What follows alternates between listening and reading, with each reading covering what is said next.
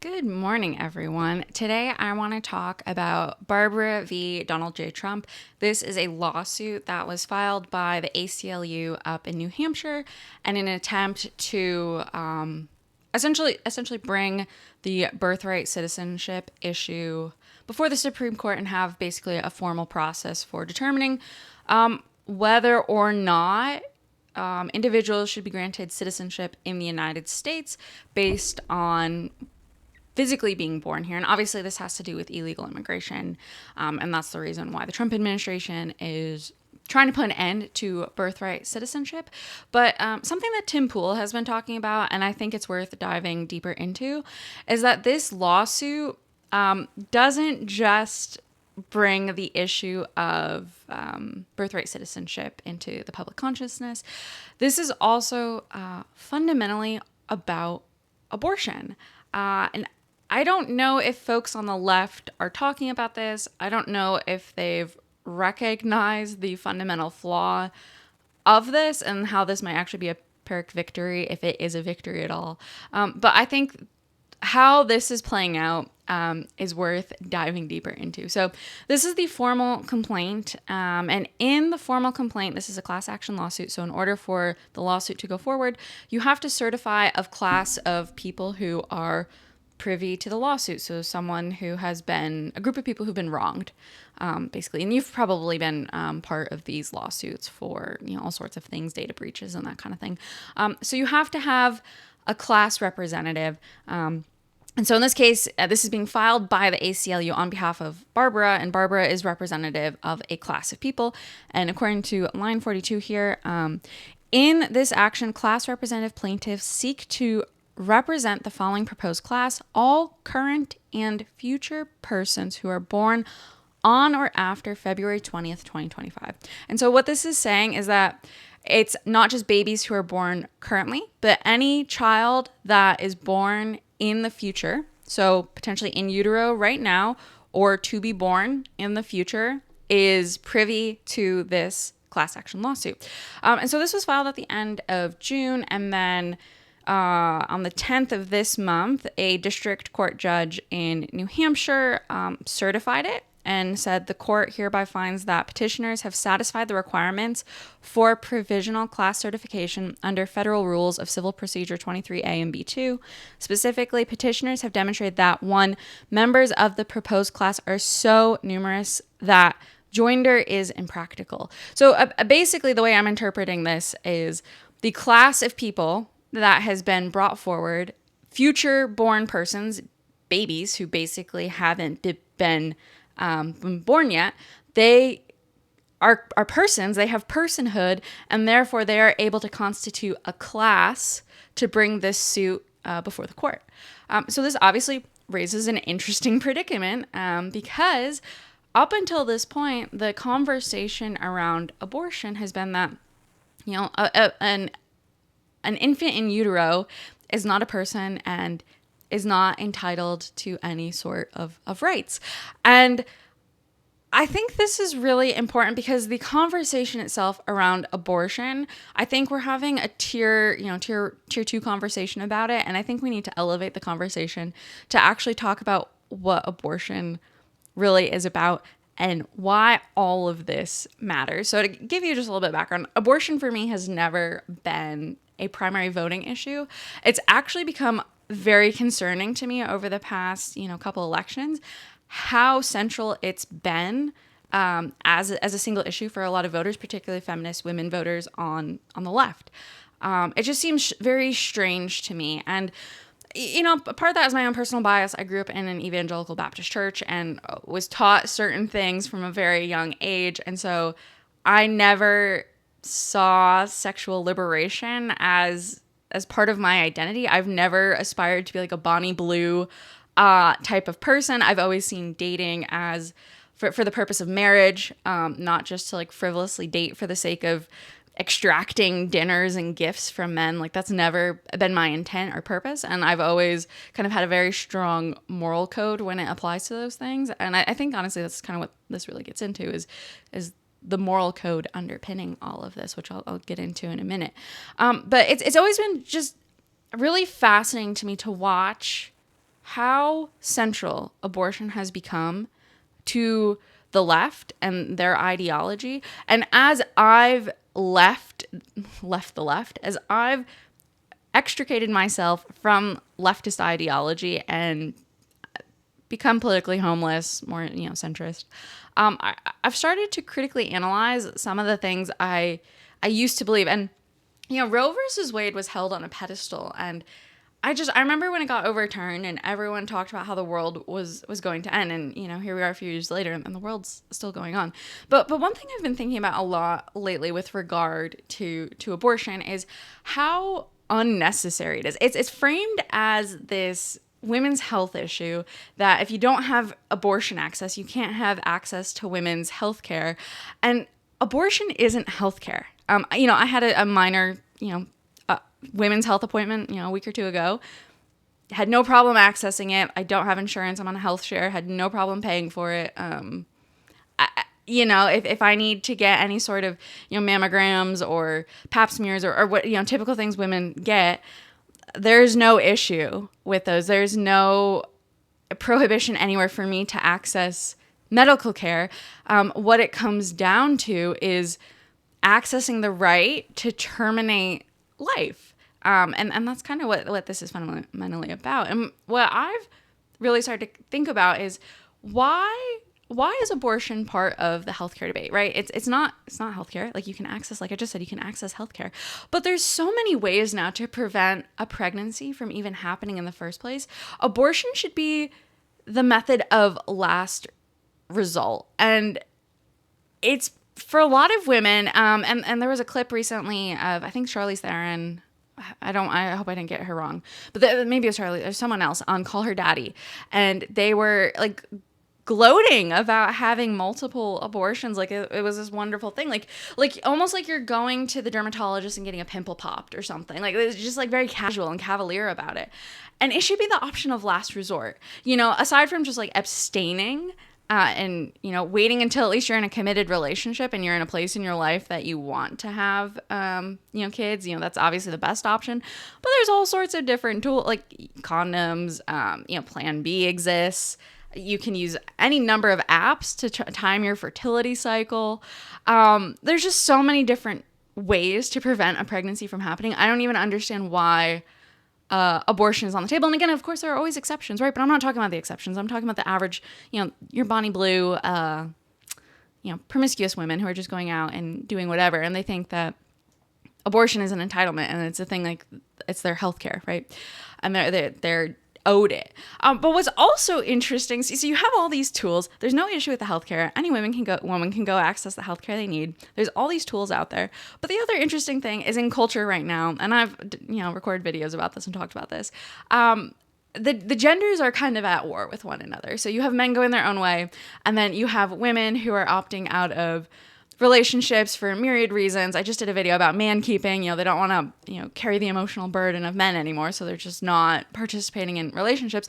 So, and there's data, of course, men are having less sex, young men are having less sex than ever before. So even the conversation about needing abortion shouldn't be on the table because people aren't engaging in the activities required to procreate in the first place. So I don't understand why this has become such a fundamental political issue. And once you start peeling back some of these layers, you're like, oh, interesting. There's actually something else to this. And I do think there is something more fundamental and philosophical about the conversation around abortion, and it has nothing to do with healthcare. And this court case that's going through right now to potentially protect the right of birthright citizenship for non-citizens could determine the future of abortion, because it's clearly certified here that future persons who have yet to be born, have legal standing before the court of law. So if a child that is currently in utero right now will be born in 9 months, has legal standing, do they not also have personhood? And if they do have personhood, where do you draw the line when it comes to terminating their life? If they are entitled to the right to citizenship once they are born, why are they not also entitled to the same right to life once they are also born. You can't be a citizen if you don't also have life, right?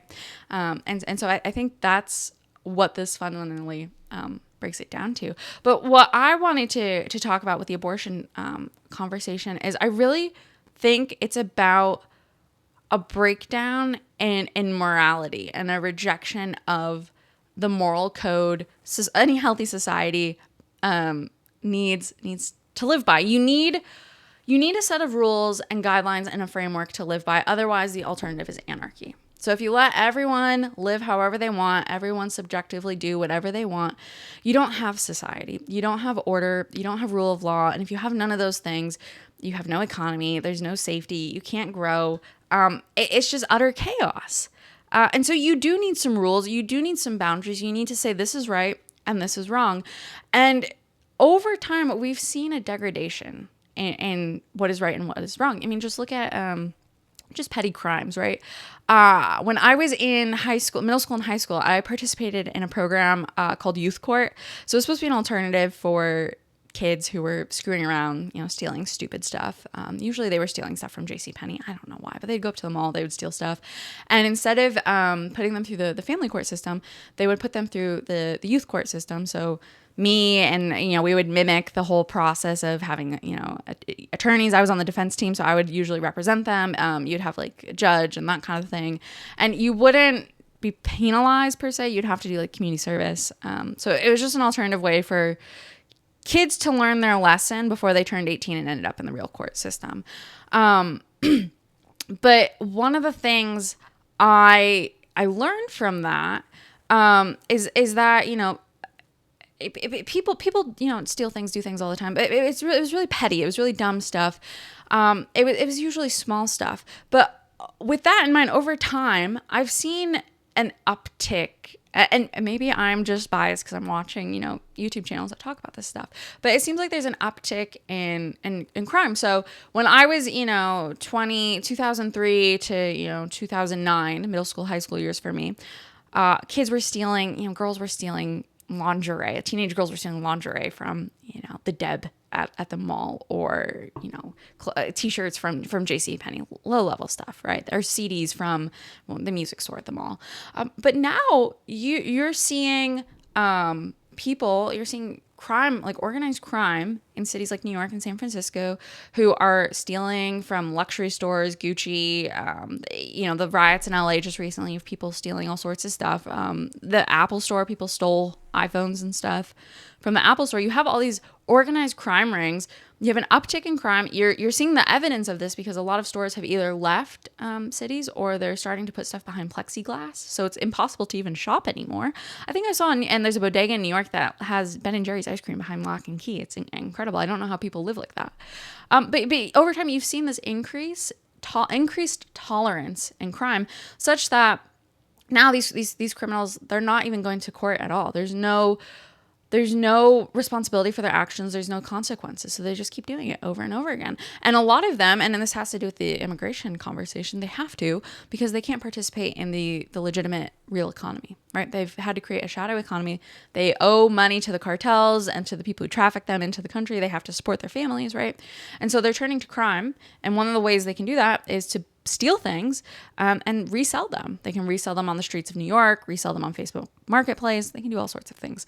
And so you're seeing an uptick in crime. You're seeing, and especially in democratic cities, that crime isn't being prosecuted. And so you're seeing a deterioration in the quality of life. You're seeing anarchy emerge because we're trying to be soft on criminals. But I bring that up because it's just one example of how our moral code has degraded over time. And I think the conversation around abortion is another example of this. And why the abortion conversation is really concerning is because it's fundamentally about who has a right to life and who doesn't. And I think we're moving in this direction.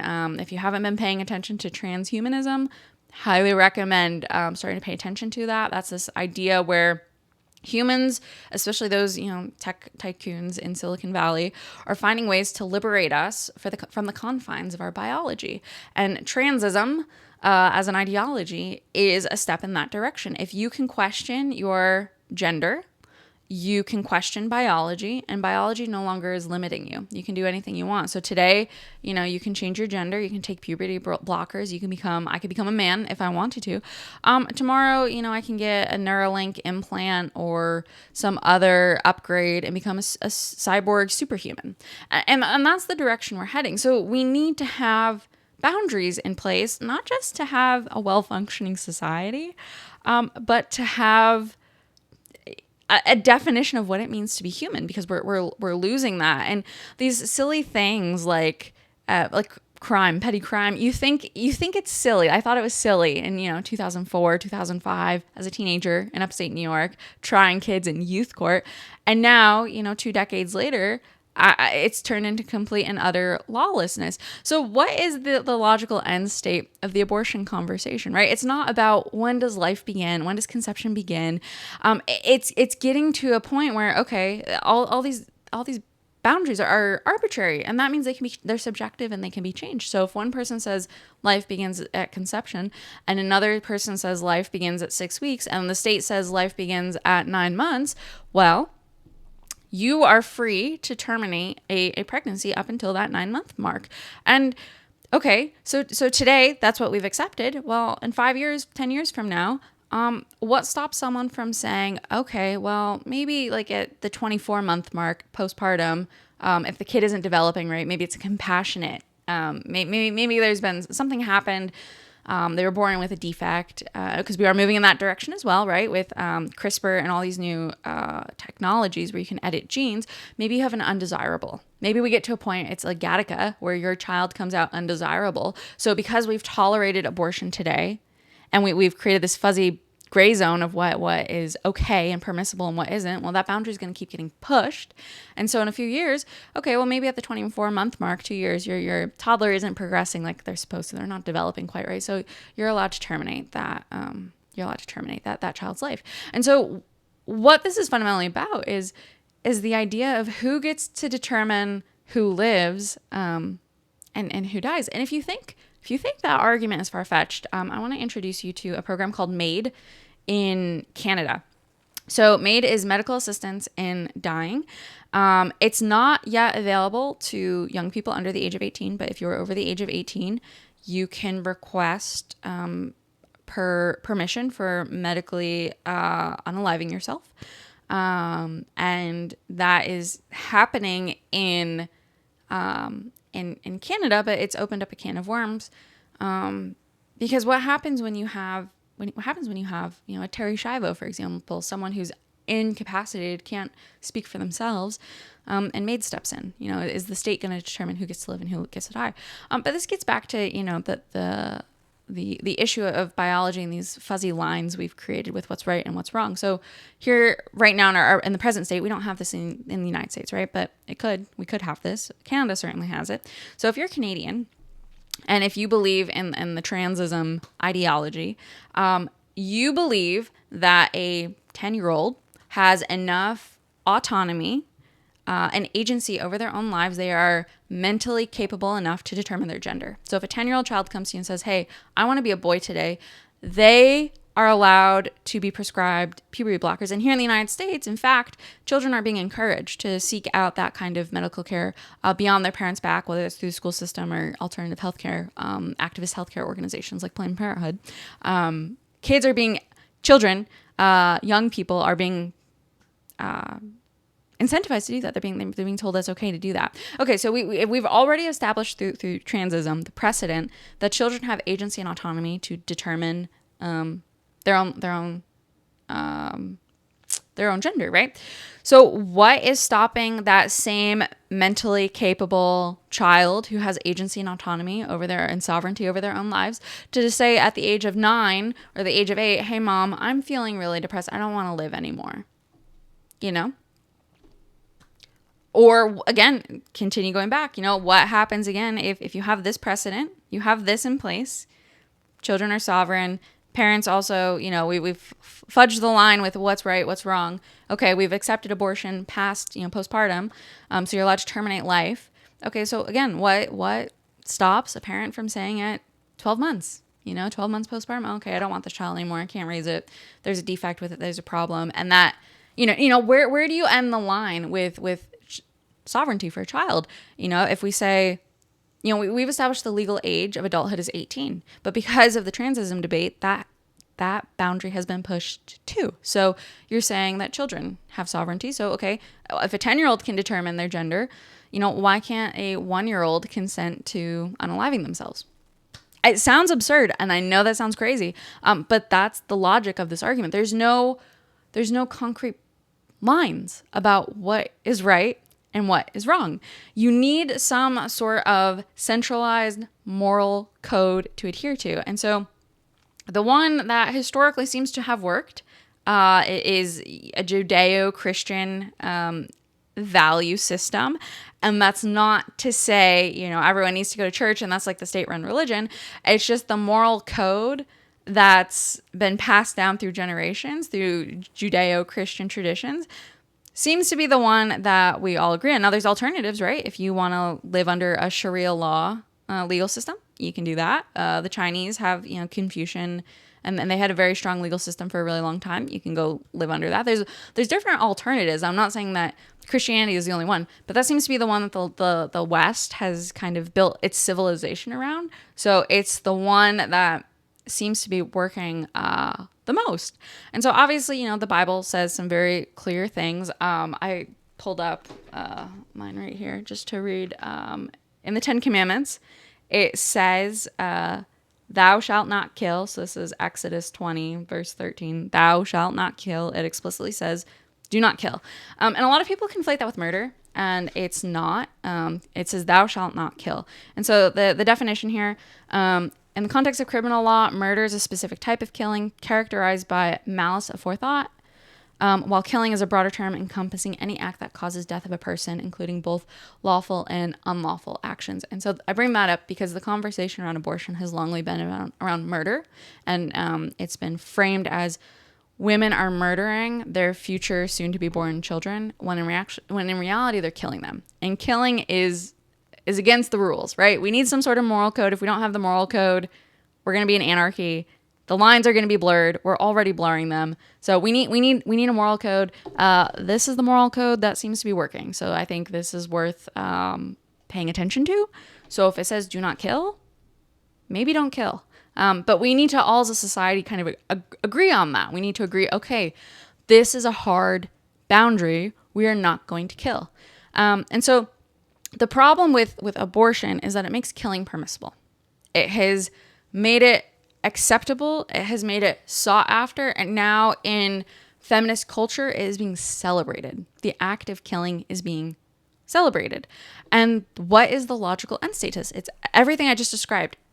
If killing is permissible, then it's a matter of changing the boundaries. It's never about right or wrong. There's no absolutism to it. It's okay, it's permissible at this date. Well, then it's permissible here. Well, then it's permissible here. And at some point, we're going to get to a society where it's like Gattaca, where you are allowed to indiscriminately take life because they do not check the right boxes.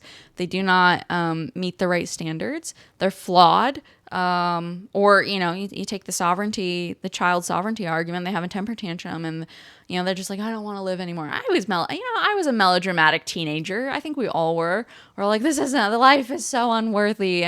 But you're starting to see that language becoming obviously more legitimate in the eyes of children who legitimately cannot see past, social media and then the world around them, and they don't see a future for themselves.